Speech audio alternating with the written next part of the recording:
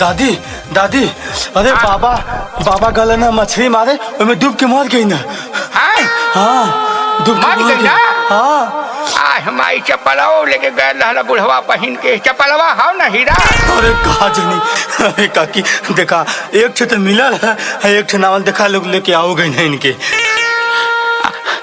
अरे हमारी माइया एक गो चपलवा ना रहल हमारी माइया बुढ़वा मछरी ना मारे गायल तोड़ के चपलवा ना चली गायल माइया सुघर मुघर खचा पालावा ना रहल हमारी माइया। दूसर ले ली है का परेशान होता हूँ 50 रुपया चप्पल खा। हाँ चोखा मटी मुँह बनावत हूँ 50 का रहल है 80 का रहल है। हाँ बिटिया दे के गई रहल है। अरे मैया काई से भुलाइबो मोरे करे जावा में कौड़ा ना बरत हुआ माइया। अरे मैया गौआ पुरवा कुलाहुन के पाहिल के गरियावत ना रहनो हमारी माइया। वो क्या आवत है काकी तोहरे बिचल का दम दावत हवा। अरे रमवा काई से ना गाइला हमारे कारे जावा में काउड़ा ना बरत हुआ माइया। ओके हाँ बच्चा का बेटा थे जूरा ना ना ना ना ना बच्चा जूरा ना चाहिए। हाँ आज तन 1 घंटा का रोवन पीटन हो। हाँ बहने आया ले ले। हाँ आज देखता है झूठ साथ रोवे के है। हाँ जा बाबू गांव में चल जाओ वहाँ सब ले। हाँ बहने आया हो कि ना। हाँ अरे रिश्तेदारी में फोन कैलू हो कि ना। हाँ बच्चा तनी लगाई दो फोन। हाँ सबके बताई दो कि ऐसा ऐसा बात हो गई है। हाँ अब बाबू इहो कह दी है कि तनी लोग लवंग लट्टा ले ली है। हाँ खाली हाथ ना आई है हमरे दुआरे।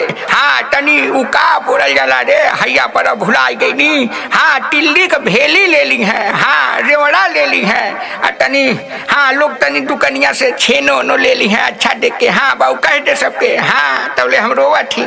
कहो काकी कैसे का होगल हो बताइबू हमहू के। का बताई चप्पल हमार तोड़ के बुढ़वा मर गया लौड़ा कपूर। ला सुना का मछरी मारे गहू एक तलवा बुढ़वा चली रे गइले ना। बुढ़वा चली रे गइले ना तोड़ के हमारो चप्पलवा बुढ़वा चली रे गइले ना तोड़ के हमारो चप्पलवा न चली रे गइले ना। अरे हमारी माइया राता दीनावा ना माना माता करत रहनो माइया। ले आई बड़की दीदी फोन कर ले भैया ले बात कर ले। कौन दीदी ले बड़की दीदी भैया। अच्छा हाँ दे बिटिया से बतिया ले। हेलो हेलो हैया परवा जियो ना आवत है। हाँ बहिनी का कहत है। हाँ ए बहिनी हाँ तोरे बाबू आज सवेर में हाँ चली गए। हाँ चली गए का बताई तो के। हाँ 2 घंटा का रोवन पीटन रहा कने का तो के परेशान करी। हाँ अपना ही निपटा उपटा ले झूठ साच। हाँ परेशान करी। हाँ ए बहिनी हाँ बहिनी जवान चप्पलवा दिहे रहू। हाँ बुढ़वा अपने तो गए हमार चप्पलवा तोड़ दी है। हाँ आखिर से भी कम लौका करत हब कैसे गरिया गाँव पूरा के। का थी बहिनी। अच्छा हाँ बहिनी बिना हवा 6 रोटी हाँ घीवे में लपेट के खैला हा बुढ़वा। हाँ फिर हमारा ही चप्पलवा पहन के चली गए हम मछली मारे। हाँ बहुत मना किए चप्पलवा बहिनी करे जवा में गाड़ा था वरनिया। हाँ ए बहिनी लइकवा स्कूल गई ना कि ना कुल। हाँ अच्छा हाँ पहुनो ठीक उक रहा न कि ना। हाँ ला सुना कैसे चल गए कहूँ के बता दे। गइल रहल पानिया में पकड़े गरइया कहल बूढ़ा रेडी राखा तेलवा करहिया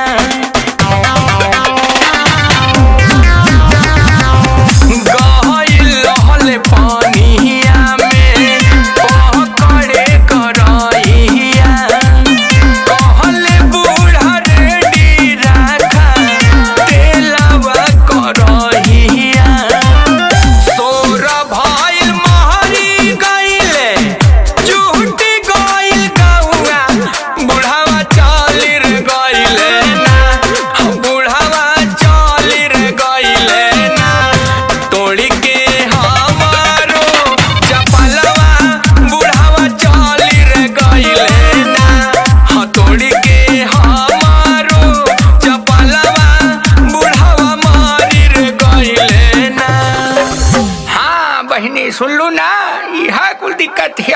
हाँ कितना गई ना हो का कि तू परेशान हो चप्पल लेके। हाँ उनसे नित हमार चपलवा रहल है बुढ़ौना से छोड़ला का अपने जियत भर में। हाँ पूरा गांव भर हमारे चपले के तारीफ करत रहे। हाँ केहू जे देखा ते कहे काकी कहाँ से चपलवा लाए हो।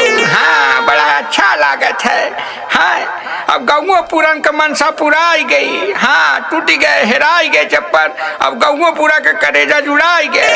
हाँ हमारे बड़की बिटिया दे के गई रहा कवन कंपनिया रहा हो कवन कंपनी रहा हैया पर आग लगाओ रे ध्यान पे ना चढ़ाला कवन कंपनिया। हाँ वो कौनो लाइट का रहा।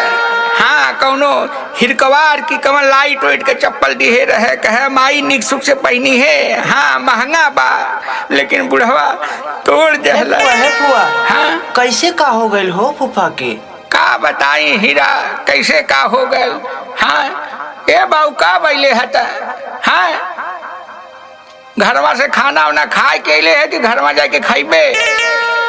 हाँ मिठा उठा तो लोगन लेके आऊ तो ना हवा सबके फोन करके कहले रहनी है। हाँ कि मिठा ले आया लोगन। मिठा लैला है नहीं हैया पर सबके तैयारियां लगल है। हाँ केहू के ना जुड़ा ठकी ले आई।